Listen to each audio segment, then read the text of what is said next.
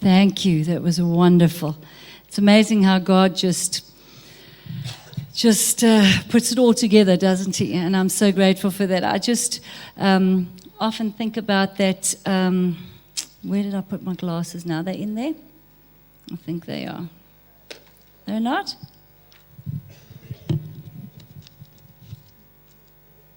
No, they were here a minute ago, I think. Are they not in there? It was one of my moments, okay? Where's my husband? Ooh, he's there. Probably hyperventilating right now. I can see they're not there. No, I had them. Hold on. I have to get you a granny chain. Your Bibles. I just had them a few minutes ago. Don't worry. I have about 3 pairs in reserve, so don't worry. I got more. This was really a moment. Here they were. I knew I had them. And that was not the anointing either. I wanted to just read an amazing scripture from the book of Mark, it is. And Jesus was speaking to the disciples here. And in Mark chapter 4, verse 35, he said, on the same day when evening had come, he said to them, let us cross over to the other side.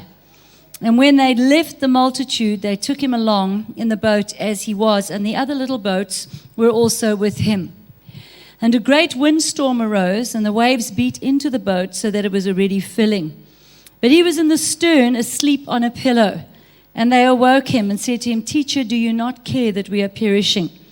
And then he arose and he rebuked the wind, and he said to the sea, Peace, be still. And the wind ceased, and there was a great calm. And then he said to them, why are you so fearful? How is it that you have no faith? You know, when I think about that, I think, isn't that amazing? These disciples had been with Jesus. They saw all the miracles. They'd seen everything that he'd done. He'd been preaching, and he was tired. And so he gets in the boat, and he says to them, we're crossing over to the other side. So obviously he must have said, that's where we're going. We're crossing over to the other side. And what does he do? Because he's tired, he takes a pillow, goes down into the stern of the boat, and he goes to sleep. As the boat goes out, this incredible storm comes. Now, you would have thought that they would have known him so well, that they would have trusted his word so much that they would have grabbed a pillow and gone down to sleep where he was. Don't you think so? But you know what? They didn't. Do you know what happened? As that storm began, here, the only time in the Gospels that we ever read about Jesus sleeping is in the midst of a storm. And here we find that instead of having a total peace and calm in the word that he had spoken, they just looked at the storm and became totally caught up in the magnitude of the storm and the waves start beating into the boat, and they go down and wake Jesus up. What do they say? Don't you even care? Don't you even care that we're dying? How many times have you either heard that or said that? Don't you care that we have no money? Why aren't you worried? Don't you even care about me? I'm feeling so sick. Why aren't you anxious for me? I know you don't really care. Have you ever said that? Is it just me? We think in the natural that the way someone really cares is if they're very anxious or very worried. Total opposite to what Jesus said. And you know what? Jesus then goes out and they wake him up. He goes up there and he sees that storm and he says, peace, be still. And he just calms that storm immediately. Through our journey of life, storms come and go. And you know, there are storms that are sent by the enemy. There are storms that come because of our own bad choices. There are storms that come because God sends them. And we have to be able to discern through our journey of life where these storms come from. And another one of the women in the Bible that was so amazing, so encouraging to me, this woman was that I wrote a song all about her, and our new album called It Is Well. This woman was just amazing. And it was the Shunammite woman, and I'm sure that you remember her. But the Bible says that this woman, now you talk about storms in life. This woman was a notable woman. And she persuaded, Elisha used to stay at this woman's home.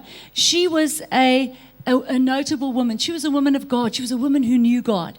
And you know what? This woman decided that she wanted to build a room onto her house to take care of the prophet of God. She wanted nothing in return, simply to serve the man of God and to make him comfortable. And let me tell you that as we travel, it's so appreciated when people go out of their way to make you comfortable. Whether it's in someone's home, whether it's in a lovely room that we've got right now, we appreciate that so much. And so she saw what this man of God needed, and so she builds a room on his house and on her house for him. So he comes and goes, and he's back and forth. And then one day, he says to his servant Gehazi, "What can I do for this woman? I want to bless her." The woman says, "You don't have to bless me. I actually don't need anything. I'm fine. I've got favor in the palace." And she says, "I don't need anything." But he says, he realized that she had no children, and she was married to a man who was much older than her. And so one day he calls her in, Elisha does, and he says to her, "In a year from now, you're going to have a son." Well, she is so overwhelmed by that. She says, "No, please don't tell me that." That must have been the greatest desire of this woman's heart, was to have a child. And so she says, "Please don't lie to me, And he says, "No, you will have a child." And so a year later, she has this baby. I was thinking about that. I thought, man, can you imagine how she loved that baby? Can you just imagine how she must have fed him and nurtured him and taught him to talk and taught him to walk, and so proud of this little boy, so close to her heart, just loves him. And when he's a young boy, about 10 years old, he's out working with his father in the field. Now, this woman had a husband, and we know that he was there because the Bible talks about him. But he's not the dominant person in this story of what happens here. Because he's playing with his son, and that man recognized that his wife had a relationship with God. Because when that little boy became sick and had a terrible headache, his father said to him, "Go to your mother." And he sends this boy to his mother. And the Bible says that she held that little boy, and it says here that the boy started to have a sore head in verse 19. He said to his father, my head," and his father said to the servants, "Carry him to his mother." And when he had taken him and brought him to his mother, he sat on her knee until noon, and then he died. Listen, I cannot even imagine. I've never been in that position, but I do know that there are those of you in this place today that you have lost children. And you know the pain of what it is to lose a child. But you see her promise from God as she sat holding this boy on her lap, watching the life drain from this 10-year-old boy as she holds him, or around about that age, as she holds this boy on her lap and she watches him die. What went through her mind? What was she asking? What questions were going through her mind? God, how could this happen? This is my promise. You promised me this child. What is happening? This cannot be possible. What is happening here? And the child dies in her arms. When that boy took his last breath, something rose up in that woman. You know what it was? It was a relationship with God and her intimacy with God and her spirit that was so strong that her spirit man came to the forefront, and she takes that dead boy, she takes him straight upstairs and she puts him on the bed of the prophet. And then she goes to look for him. And so she gets out and she gets ready, and she's getting her little donkey ready, and her husband sees her, and the husband says, "Is everything okay?" And she never spoke from her heart. She never spoke the truth. Do you know what she said? "It is well." She made a statement that went beyond her emotional trauma and pain. This woman makes a statement and says to the father of the child, "It is well." because her spirit, she was speaking out of her spirit. She was speaking about her intimacy and knowing God. She was not moved by her situation. I love that scripture that says, I will not be moved by what I see in the natural. Because the things that I see in the natural are temporary. What I do not see is eternal. And so this woman, her spirit rises up and she says, it is well. Then she gets on that donkey and she goes looking for Elisha. We don't know how long it took. And I don't even want to try to think of what went through that woman's heart. She knew her dead son was lying on that bed and she's looking for the man of God. And so Elisha sees her coming. And when he sees her coming, he says to Gehazi, his servant, go to the woman and find out if everything's okay. Ask her about her husband and her child. Gehazi goes to her and he asks her, is it well with your husband and your child? And this is what she says, it is well. Not flinching, not moving. But you see, we know that actually this woman was in deep distress. And she was in emotional trauma and pain. Because when she got to the man of God, in verse 27, when she came to the man of God at the hill, she caught him by his feet. And Gehazi came near to push her away. But the man of God said, leave her alone, for her soul is in deep distress. And the Lord has hidden it from her. You know what she did? She threw herself at Elisha's feet. She began to weep. And so we know that she was just a normal person. She was a woman. But you see, even though her heart was broken, she refused to be moved by that. She says to Elisha, I told you not. She said, I didn't even ask for this child. I didn't want this child. And you promised this child from God, and I've had him, but look what's happened. My child has died. How many times in your life and my life have we received amazing promises from God? And it seems as if our promise just dies in front of us. Seems as if our promise just disappears. Whether it's a promise for your children, whether it's a promise for your marriage, whether it's a promise for you, for your business, for whatever it may be. Through our journey of life, we get promises. People give us promises. People give us prophetic words as we go through our journey of life. Sometimes they mean something, sometimes they mean nothing. Like I was sharing with you last night when the International Board of Women Aglow prophesied over me in 1979 and said, you'll go to the nations of the world. Do you think that meant anything to me? It meant nothing. And I can tell you over the next 10 years, it meant even less. But it's all come to pass because it was God's word that was spoken through his servants. And I want you to think today that those of you that have received promises from God, maybe not even through another person, but maybe just through the Holy Spirit ministering to you, scriptures that God has given you. You know, when you open a daily devotional and you start to read and you think, oh my word, that's exactly for me. That's exactly for today, a rhema word that just comes out. But then you see when these storms arise in our lives, when things begin to happen and we don't understand, it's so easy to forget about the promises of God. So easy to forget about these things that God has spoken over our lives. And so she tells this Elisha what's happened. And Elisha immediately says to his servant, go straight back to the house. Take my staff with you, my stick. Don't speak to anybody. And so can you imagine that her spirit must have just started to well up inside of her. And she must have been so happy. As long as that's not my phone, I can tell you now. And that's not. And so her spirit starts to lift up now. Why? Because Elisha has spoken to his servant and she knows that there's power in his word. And she knows that what he says is right and true. So she must have been so excited, my son is going to be healed. And so now she says to him, I'm not going to leave you. You come with me. So he sends the servant ahead and him and the woman go.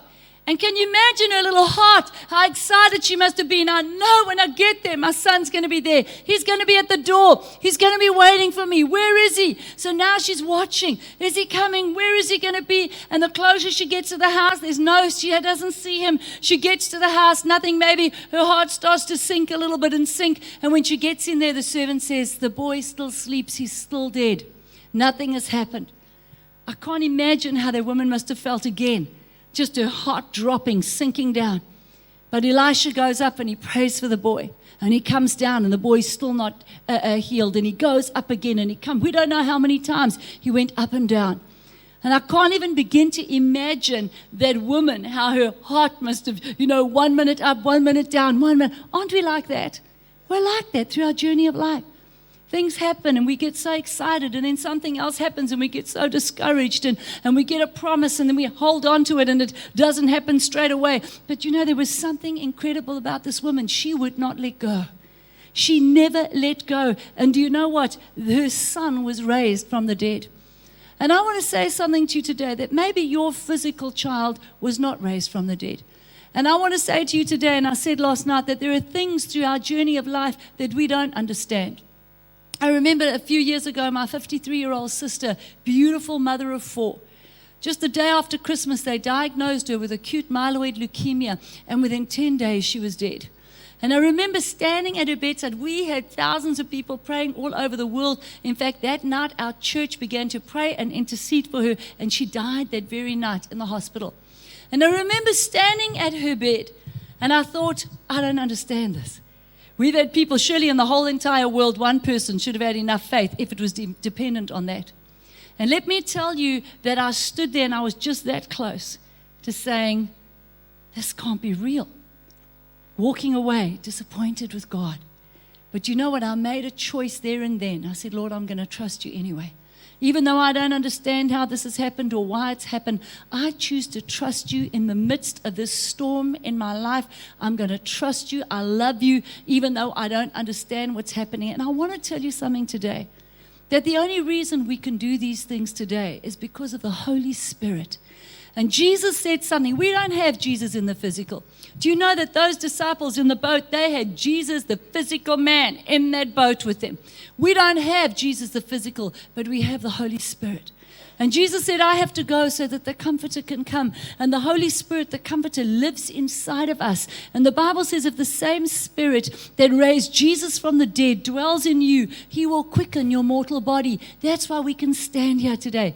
That's why we know, like we know, that Jesus lives and that He's alive. It's through the power of the Holy Spirit. And I remember reading Ezekiel 47, where that man, went out into the river. And it says he went out with a line in his hand and he measured the water, and it came up to his ankle. And then he went a little deeper and it came to his knee. And then he went a little deeper and it came to his thigh. And then Ezekiel says that it was a river that could not be crossed, a river that you had to saturate yourself in. That's what God wants. Do you know that we experience the fullness of the Holy Spirit, and we experience it to a measure? Because when you receive Jesus, you receive the Holy Spirit. He lives in you through the power of the Spirit. But there's more to knowing the Spirit of God. And so we get in and we get into our ankles and we think, oh, this is wonderful. You know, when you first swim in the ocean, you just splash around and it's so wonderful. You're up to your ankles. But then you know what happens? It draws you and you go in a little bit deeper. And then it draws you and you go in a little bit deeper, but your feet are still on the ground. You've got to be in control here, so you feel safe. But actually what the word's talking about is we need to saturate ourselves with the Holy Spirit. Saturate ourselves with the things of God. I want to say to you today, with an absolute conviction that comes from the deepest part of within me, that I know I would never have made it to this day without the Holy Spirit. Next week I'll be 56 years old. And I want to tell you that I would never have made it without the Holy Spirit being part of my life for 35 years. I know that. I know the times where I lay on the floor and didn't want to live anymore. I know the times where I was driving my car down the road one day and the harbor wall was at the bottom of a hill, and I thought, I can just take my car right now and I can ride off that hill. But you know what kept me alive was 5 little children that were dependent on me as their mother. Did I want to live? My flesh didn't want to live. But let me tell you something now. It's the Spirit of God within us. And we have to draw closer. We cannot be moved by what we see. That's one of the scriptures that have carried me through the years when I'll say this. And I want to read that to you in Corinthians. And what we want to do this afternoon is we want to spend time ministering. We want to minister to you. And we want you to minister to God. And just as, that woman, I spoke about that sinner, that woman that went before Jesus and she anointed his feet, just as she did that, I want to say to you this afternoon that I want us to do that today. I want us to to anoint the feet of Jesus with our worship. I want us to come into a place of worship that maybe you've never been before. And I really felt during lunchtime that this is what I wanted to do. I want you to come to the altar. And we're just going to sing you a song. And then after that, we're going to minister to you in song. But you've got photos of your grandchildren. You've got photos of your children. Come. We want to lay hands on you. We want to pray for your children that are struggling, your children that are sick, your children that are away from you. Some of you mothers that are here today have had your children taken from you. We meet all the time mothers who had their children taken, that haven't seen their children for 15, 20 years, have had no contact whatsoever. I am telling you that we serve a living God. I'm telling you that God will restore your children to you. In the book of Malachi, it says, in the last days, I will restore the hearts of the fathers to their children and the children to their fathers. This is the time of restoration. This is a wonderful season in the kingdom of God. It's an exciting, amazing time. We're going to see God do phenomenal things that we may never have seen before, not just in signs and wonders and miracles. But you know what? It's not about the people on the pulpit anymore. It's about you. It's about you and the people next to you and those of you in your everyday living. You are the ones, as God pours out His Spirit on all flesh. Jesus said, the works that I do, you will do, and greater works. He said to the believer, not to the prophet, to the apostle, to the teacher, to the believer. All you have to do is believe, and you will do the works of Jesus. What are the works of Jesus? To preach the gospel to the poor, recovery of sight to the blind, to heal the brokenhearted, to set the captives free, to set at liberty those who are bruised. That's what you're supposed to be doing. And that's what Satan never wants you to do. That's why he cripples us, he hinders us, he distracts us. Because can you imagine if every one of us left this place today and tomorrow woke up and began to do the works of Jesus? I'm telling you, the world would not be the same. Not Bendigo, not Australia, but the world. That's the potential in this room. Because it's like a fire, it spreads. And it's that fire of the Holy Spirit as you impart and as you touch lives and as the kingdom of God is extended. I thank God. When we got saved, it was the charismatic movement, and we saw so many movements come and go in the last 35 years. I'm telling you, when we gave our hearts to Jesus, they said Jesus was coming any day. You know what? All you waited for was to be raptured or to die and go to heaven. You didn't talk about anything else. You didn't take insurance policies. That was no faith if you did anything like that. So we were just waiting, watching and waiting. For what? You know what? We just watched and waited, but we could have extended the kingdom. Now we're in an exciting move of God where it's about the kingdom of God. Jesus said, let my kingdom come and my will be done on earth as it is in heaven. And that's what we have to be a part of. And it's a wonderful, exciting time. And Andrew, you guys can come, and I want to read this scripture here. Just a wonderful scripture that says, that we are pressed down on every side. And it's in Corinthians. And I want us to end today on a wonderful, good, and positive note today. And it says here, where is that scripture? Here we are. It says, we have this treasure, 2 Corinthians 4:7. We have this treasure in earthen vessels, that the excellence may be of the power of God and not of us. We are hard pressed on every side, but not crushed. Perplexed, but not in despair. Persecuted, but not forsaken. Struck down, but not destroyed. Always carrying about in our body the dying of the Lord Jesus, that the life of Jesus may be manifested in our bodies. Therefore, verse 16, we do not lose heart. So I want you to say that today. We do not lose heart. We do not lose heart. Even though our outward man is perishing, and we read about that in the email. Our outward man is perishing. But our inward man is being renewed day by day. Every day, you talk about change. Every day we're being renewed by God. Our inward man is being renewed day by day for our light affliction, whatever it is today, whatever your deepest disappointment is, whatever your discouragement, whatever you've grieved for years. Whatever promise it is that seems to have died in front of you, whatever it is, it says, we will not lose heart. This light affliction, which is but for a moment.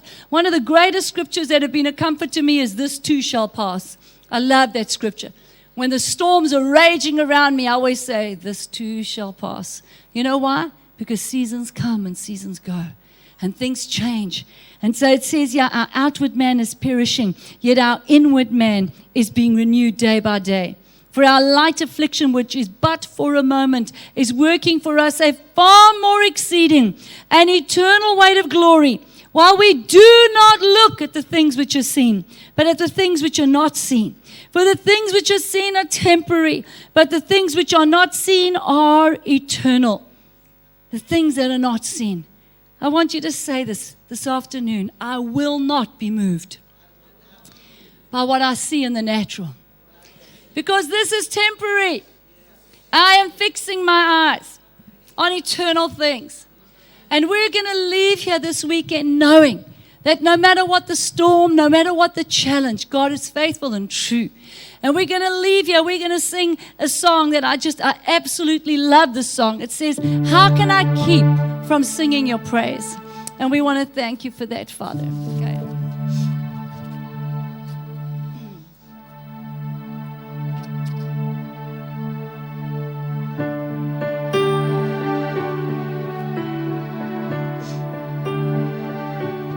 There is an endless song echoes in my soul. I hear the music ring. Pick up a little. And though the storms may come, I am holding on, and to the rock I cling.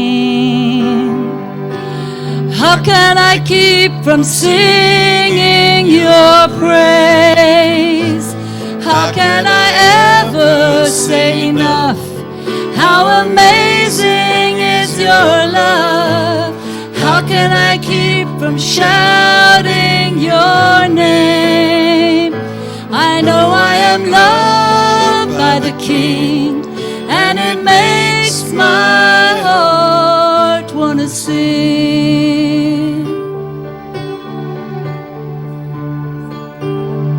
I will lift my eyes in the darkest night, for I know my Savior lives. And I will walk with you, knowing you see me through, and sing the songs you give. And how can I keep from singing your praise? How can I ever say enough? How amazing is your love? How can I keep from shouting your name? I know I am loved by the King, and it makes my heart want to sing. I can sing in the troubled times, sing when I win. I can sing when I lose my step and I fall down again. I can sing when you pick me up, sing 'cause you're there. I can sing 'cause you hear me, Lord, when I come to you in prayer. I can sing with my last breath, sing for I know I can sing with the angels and the saints around the throne. Stand with us and sing. How can I keep from singing your praise? How can I ever say enough? How amazing is your love? How can I keep from shouting your name? I know I am loved by the King, and it makes my heart.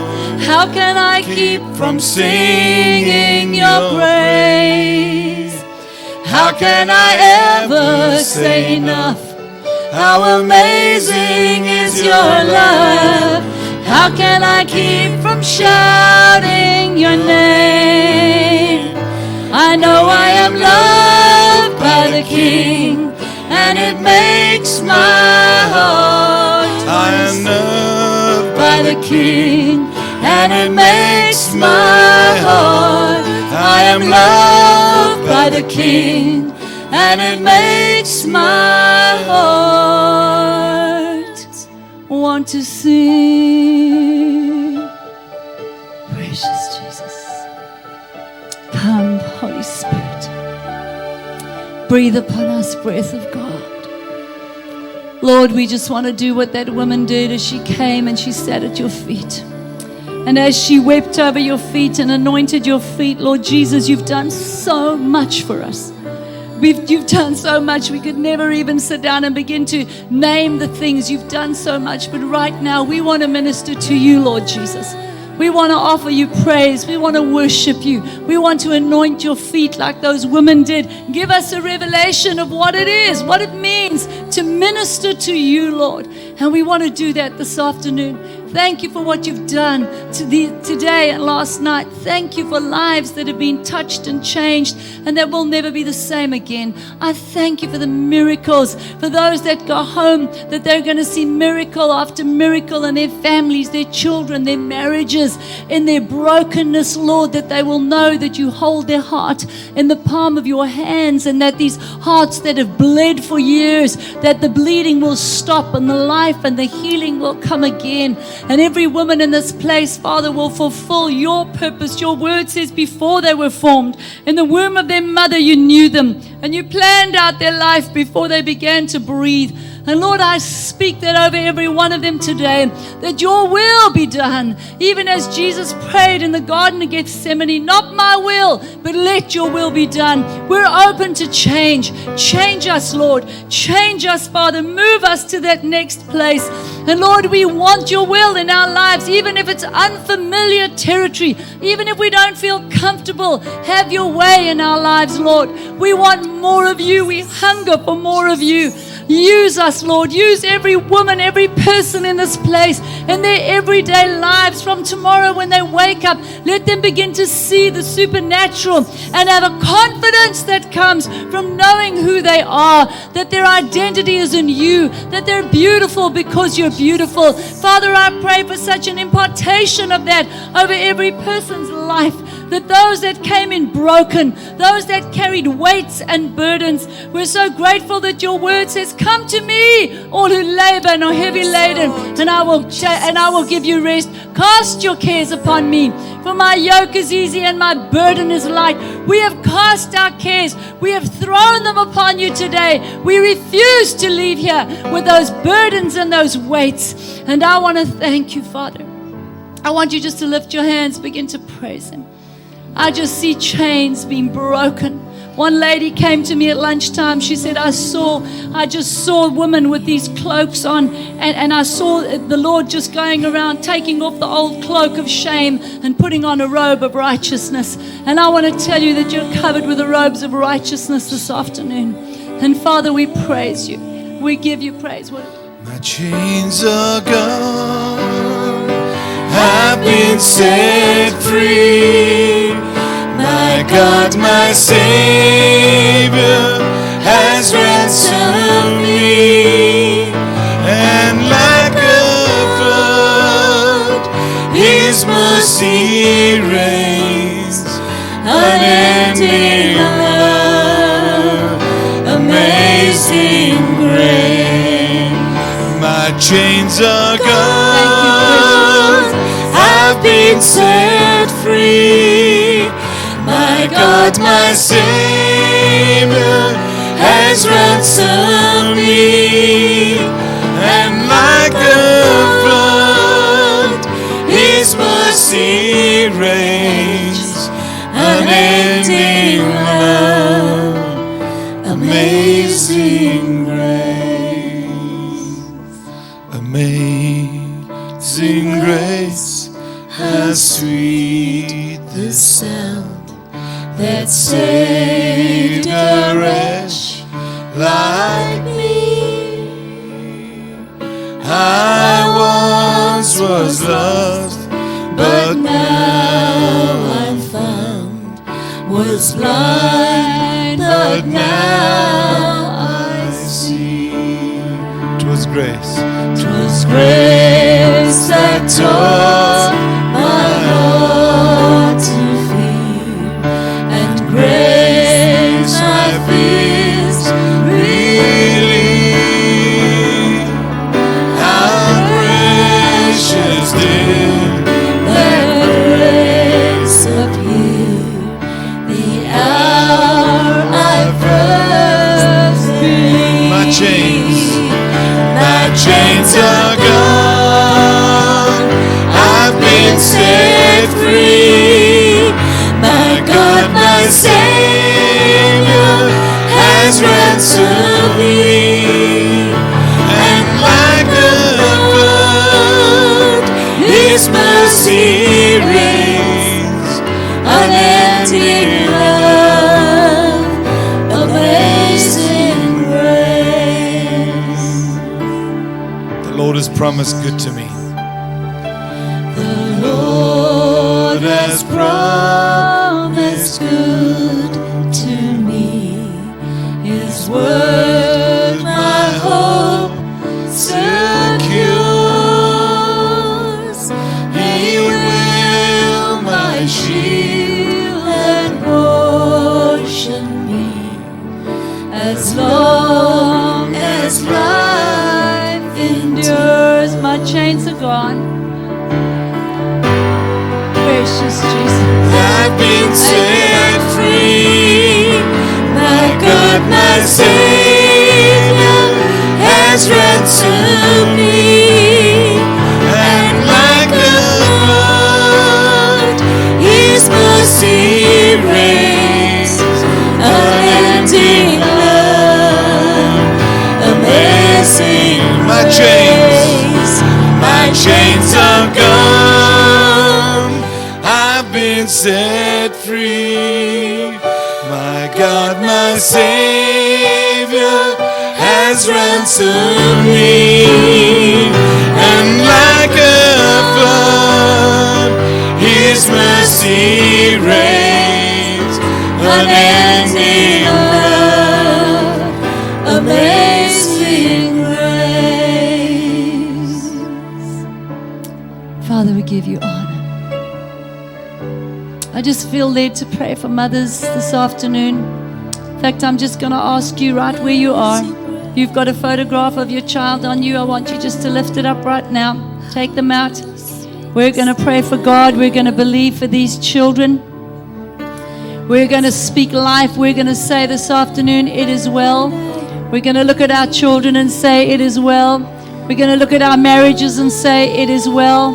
And I want to encourage you today that if you don't have a husband, when I look at women like Rahab and I look at this amazing woman like the Shunammite woman, even though she had a husband, he didn't come to the forefront in that area, but she rose up and she did what she was supposed to do in God. And I want to say to you today that God is more than able to take care of you. His word says He will be the husband to those who have no husband, and He will be a father to the fatherless. I want to honor single mothers in this place today. If you're a single mother, if you've been a single mom for years and you've raised your children alone, I want to tell you that that is a challenge that no woman should ever have to go through. But I want to say this, that you don't go through that alone, because God is more than able, and God takes care of your children. And there are times where He sends His angels to minister to your children that you don't even know about. But over and over again, God has touched your children and ministered to them. And I want to share something with you that has been the most incredible thing. But my oldest son was 3 years old when his father died. And do you know that he could speak fluently at 18 months? He could have a total converse about 2 years old, fluent in talking. His father died, and 5 months later, he came to me one morning. And next to his bed, there was a photograph of an angel looking after a little boy that was praying. He came into the room that morning and he said, "Mommy, you know that picture next to my bed?" And I said, "Yes." And he said, "That angel came to fetch me last night and took me to heaven to see my daddy." And I said, "Really?" And he said, "Yes." He said, "My daddy was sitting on a big chair with Jesus." Now, you must know this is a child who, even though he could talk, didn't know the word. In Ephesians chapter 1, it says that we will be seated in heavenly places with Him. And so he says, I saw my daddy sitting on a big chair with Jesus. And he said, and Mommy, there was a big blanket and it filled the whole room. And the Bible says that where the angels cry, holy, holy, it says the train of God fills the temple. And then I said, okay, I said, what did Jesus look like? And you see, he had seen Jesus in a manger, and he'd seen Jesus on a cross, and he'd seen Jesus as a shepherd, because I'd read him all those books. But what he described to me was something he'd never seen, because he said Jesus' eyes were like fire, and he said his hair was like cotton wool, and his clothes were so bright that I couldn't look at him. And if you read in Revelations, that is the risen Christ. The risen Christ. Can you imagine that God would be so concerned about a 3-year-old little boy whose daddy dies, that he comes down and reveals himself the way he really is right now in heaven to a 3-year-old boy? That's the God that we serve. And you know that even though that son of mine walked away from God for 8 years, today he's the most precious person. He loves God. He's very involved in the church. He's the father of his own little baby girl, and he's the most precious person. And he'll tell you, and he told me, he said, Mommy, that vision kept me alive. What I saw as a little boy, he said, no one could ever convince me that God was not real. And so you know what my children said? They said in their backslidden state, God spoke to them every day. Isn't that amazing? That's the God we serve. I don't want you to leave here today with your burdens and your struggles. You've got to leave here in victory today. You've got to be able to say, and we're going to sing that again, my chains are gone and I have been set free. If you still want to come for ministry, come right now. You want to come to this altar, you want to have prayer, we'll all pray for you, all of us. We'll lay hands on you, we'll pray for you today. If you still want to do that, bring your photos, bring your children. We're going to pray. We're going to believe God. You need a miracle, He's a miracle working God. And we're going to pray this afternoon. Let's sing that again. My chains are gone.